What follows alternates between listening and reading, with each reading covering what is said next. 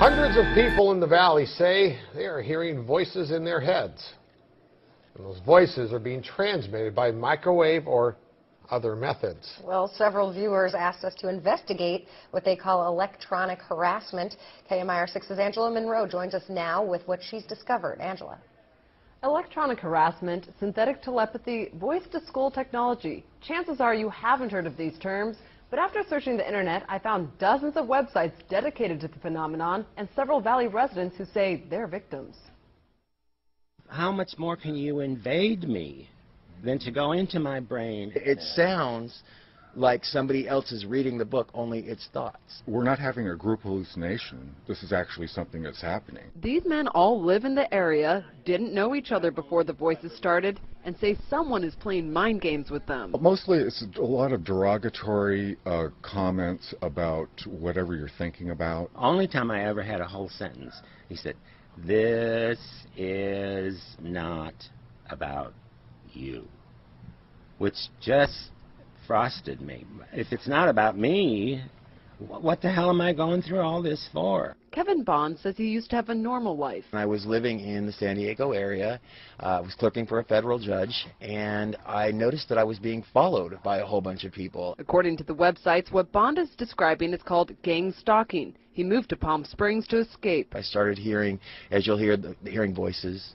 and what they'll call voice-to-skull or microwave hearing. Bob Stansfield says his experience was similar and started a decade ago. They were active in following me around here, and I started hearing the voices a little bit after the vehicular stalking. Randall Ringer says the voices started when he was undergoing chemotherapy. The first thing that was said was, "Randall Ringer." And I sat up straight and I went to into the bathroom, and I looked in the mirror, looked myself in the eyes, and I said, did that really happen? Bond says he's found more than 300 victims locally and is tracking others across the state through billboards. In Johnson Valley, a Freedom House just opened to help people who believe they are being targeted. To many of you who find yourselves the object of covert harassment, that there is hope and that you are not alone, and that we are striving to find legislation and we're working towards freedom for all. Derek Robinson leads a national group called Freedom from Covert Harassment and Surveillance. He says he knows who's playing mind games. Rogue government officials that are sponsoring this, also corrupt business officials, and private citizens. And he also told us how. Most of it is delivered by microwave, and I believe it's satellite delivered, whether someone is on a remote location using a laptop or next door using the desktop. Bond says neurotransmitter chips that run off body electricity have been inserted into some people. And they assign cell phone numbers to them. The cell phone numbers are then run through a computer, and a computer translates your thoughts. This crime has been available to the military for 6 years. But these men disagree. I've been to a psychiatrist, and they gave me anti-schizophrenia medication, and it did Men have their own theories why they're being harassed. I think that I was targeted because I'm gay. I reported someone for selling what I thought they were selling drugs, and they were. Nationwide, this crime is committed about 60% against white women ages from 30 to 38. But in Palm Springs, it's almost 98%. In some way stigmatized in society. But these men disagree and say police and the psychiatric community need to take them seriously. When I worked for the government, I heard a lot of people coming in saying, I'm hearing voices through my tooth. Now I look back and I think, are they like I am now and I just didn't pay attention? For them, the voices are a waking nightmare. And Kevin Bond told me they're working on a book project about electronic harassment and pitching the idea to DreamWorks. Back to you. Okay, so those of you who are strong, especially if you have strong faith, I think you see people with strong faith and they're able to discern, and this is another big question, the voice of God from the fake voice of God or the beamed-in voice of God. Yeah, and that's the problem, that on the one hand, faith does provide a solid foundation for a person not to stray from, but these new voice of God weapons that you can imagine how useful in war that would be. You know, all it commands you to lay down your arms, and you hear this inside your head. Right. And of course, it's the way God would talk to you. And so, in a way, faith is a double-edged sword. It can make people believe they're talking to an angel, demon, a god, using these weapons, or it can also ground them more to make sure that they're not tricked into doing the devil's work, so to speak. I got to warn them every day out there, because we are, as much a spiritual broadcast as anything. But today we really want to get into the, this. We really want to bring people up to date as to what they can do, so they can then prepare themselves. I've been on all kinds of sites lately where I've seen things like tinfoil blankets and tinfoil hats, believe it or not, and I know maybe it'll help, but I think in a way, gosh, I see a lot of people going to great lengths, almost insane lengths, to keep this stuff out of their rooms, out of their apartments, out of their houses. It can drive a person to doing things that make him look mentally unstable. And that's the problem, Jeff. A tinfoil hat, the only thing it's going to help you get is a psychiatric diagnosis. Exactly. And there are other sites that say, look, if you've got this problem, if you're being electronically harassed or, gang stalked on any level, whether from, other human beings to electronic, it all kind of goes together. Because I have been a victim of this myself, and I've been public about it. But there's two schools of thought. One, you be public about it, and that's a good way to get yourself tossed in the loony bin. Of course, I've already been tossed in there, so it's like that was, when I first when I first became aware of organized stalking, I was like 17 years old. Okay, and it was happening then in a more concrete way. I'd say more the gaslighting type way. Okay, and two times. One time I wound up in an overdose in the hospital where I was given LSD and phenobarbital after I was flipping out from the LSD, and then phenobarbital, and then wound up in a coma. And my heart actually stopped. I came back, but and who was doing it? These were people at in the school that I was going to, and some kids that were there as students, and one particular teacher. This had to do with, it's a long story. I can't go into it now. Another time for that testimony. I don't want to take away from this show. The point is it happened to me, and I guess I was targeted for death. I was targeted to be in the mental hospital and then death. You know what I'm saying? I had both. I'm suicidal. I was listed as a suicide. And then actually in the city where I, grew up in L.A., I went back years and years later. I had a long history of having to be dealt with by shrinks and all kinds of, I was a complete mess. But anyway, when I got back there and I ran into, say, an old friend, they said, "You're supposed to be dead. I thought you were dead. We all knew you died then." So after that, the rumor went around that I had died. I didn't make it out of that hospital. Okay, that's pretty. I get a lot of emails from victims who are correspondents that think they're being targeted with the purposes of death. And yes, some TIs do commit suicide to get away from their torture. But all in all, and we'll get Dr. Duncan's take on this, I really don't think that anyone is being specifically targeted with the expectation of them being killed. And mainly because this is experimentation, and dead guinea pigs aren't good to experiment on. In my case, I don't think it was back then. It was, it's really interesting. The other thing is that I knew all about, a Dr. West, because I had to do back then. You know what I mean? He was kind of part of this whole plot. But anyway, that was a long time ago. Yeah. That was a long time ago. He was the head of the neuropsychiatric, or NPI, at UCLA at the time. That's right, Jolie West. He's very much involved in all of this. Yeah, and one of you know, so it's another story. I wanted to throw it out there to get your take on it. You know, it's a horrible thing. I want to ask you one other thing for either one of you. There was a time in 2004, I believe, I was getting voice to skull, and I know who was doing it. It was someone doing it in a nearby house, and it was the Navy fight song. And the guy worked for Naval Intelligence, or was just retired supposedly from Naval Intelligence. Do you find that to be of any significance? Here's my take on that. Almost everybody that I've interviewed that has voice to skull believes that it's coming from their neighbors. Okay. And so just using some street smarts, I would say that that's a trick. They want you to believe that it's a localized system. But while you were getting it, I bet you could jump on an airplane and fly randomly to another location, and you'd still be getting the voice to skull.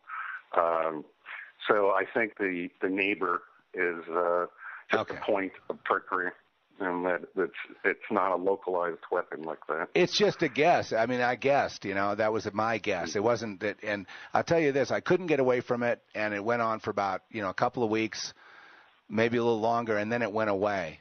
And I haven't had it since, but I'm just saying that was pretty bad because, like I say, it was pretty loud. You know what I mean? It wasn't like, you know, it was very annoying, put it that way, and distracting. And you know, if this went on day after day, it would drive you completely nuts. Oh yeah, well, I've heard from multiple victims in New Mexico that are hearing music and hearing the Navy fight song specifically. So I think that is part of an operation that's being done there. Wow. Okay, thank you very much, Dr. John, for that, because I carried that since 2004, and I didn't know what to, you know, I didn't understand it. There is a weapon system that's Sierra Nevada Corporation is coming out with, and probably already has. It's called Medusa, and it's for crowd control, and it uses the microwave hearing effect at near ranges. And basically, you can't plug your ears. You can't stop it. The sound is being transmitted directly to the inner ear through small heating vibrations of the brain. And this was written up probably about 4 years ago that they were developing such a weapon. And there is one colonel that says, if you can transmit voices into the enemy's head, I will find a way to talk them to their death. So you can imagine what a useful weapon system that would be.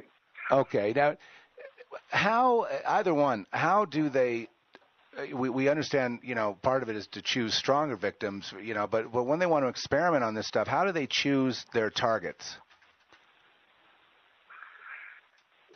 Go ahead, Dr. Hall. Well, I mean, I'll give you my opinion on it, and I think it's pretty much random. I mean, if you look back historically at the way this research started, most of it was done through front companies or masked as legitimate research through universities. But at least having identified some of the perpetrator groups, you know, with our research, what it appears to me is that the technology is being released to certain, you know, if you want to call them criminal groups or people that are being allowed to have the technology, with basically a carte blanche, open-ended invitation to victimize whoever they want to victimize for whatever reason. And I think that's how the powers that be that are actually taking down the data on how well it works are achieving their randomness to their experimentation. I think the individual groups that are being allowed to possess it are being told, you know, victimize whoever you want to victimize, because if you look across the board, I mean, it's certainly random. I mean, there's not, you know, it's not one particular racial group, it's not one particular political group. I mean, most of it are common people, housewives. I mean, it's not just whistleblowers and political activists. It's, you know, most of the victims are just everyday middle-class people. Okay. I have another question here. Can they also hear your thoughts while they are implanting their programming or while they're beaming you with something? Do they get feedback? Absolutely. That's part of the technology that makes it so unbelievable. During hive mining, it's called. The very thought processes are bidirectional. And so you have to create a feedback loop in order for this technology to work. So the answer is a solid yes. Okay, they can read my thoughts then to a certain extent during that process of beaming me. They're going to get back some kind of data from me, whether and it would be involuntary on my part. That's right. That's right. In fact, you can even probe someone's dreams to get a more subconscious profile of their psychology. Okay, that is truly horrific. Okay. Well, you can understand why this is so top secret. The very concept of free will is destroyed. We've been debating this for thousands of years, and to have that argument finalized, well, all of Western philosophy, and from crime and punishment to religion, relies on this concept of free will. They can't just announce it and then say, oh, by the way, we've been running torture experiments on people all around the world. So they're going to be sure to keep this classified for as long as we can. All right, let's look at the news. Egypt, could they intensify the riots with that gear that they have?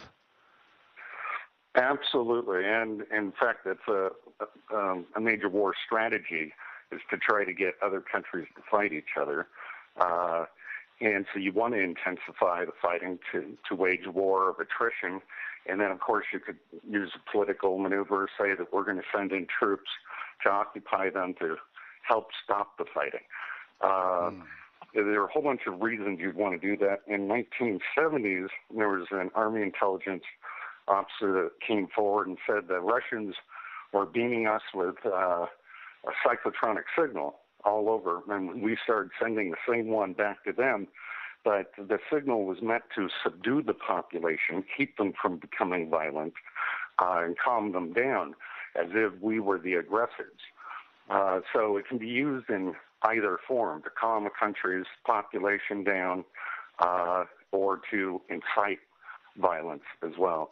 Another colonel said that with this particular radio frequency, he could instill white-hot anger in the subject. Well, that would be proof that they already have that technology, and have been, and of course would be using it in a warfare arena. Yeah, and everywhere else. Could they do something like, I read a term, mental rape? And the idea of one of these crimes would be in that kind of environment, used with a satellite for audio and visual. Could scientists, writers, military people, et cetera, have their intellectual property, like their plans or their theories or whatever, their papers, be stolen?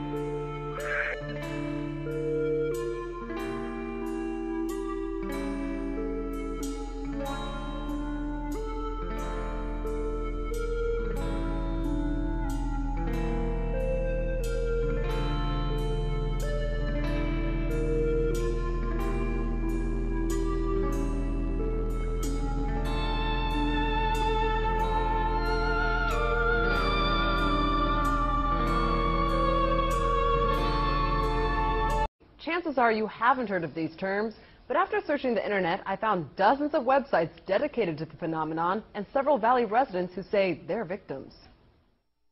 How much more can you invade me than to go into my brain? It sounds like somebody else is reading the book, only it's thoughts. We're not having a group hallucination. This is actually...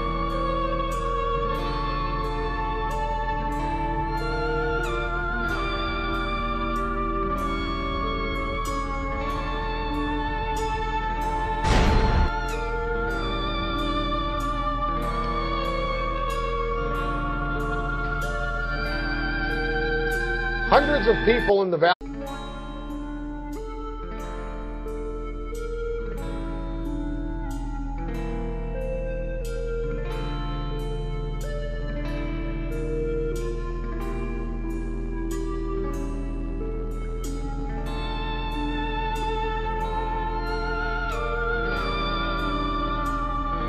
Say they are hearing voices in their heads.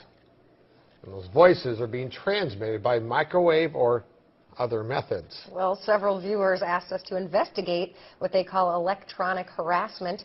KMIR 6's Angela Monroe joins us now with what she's discovered. Angela.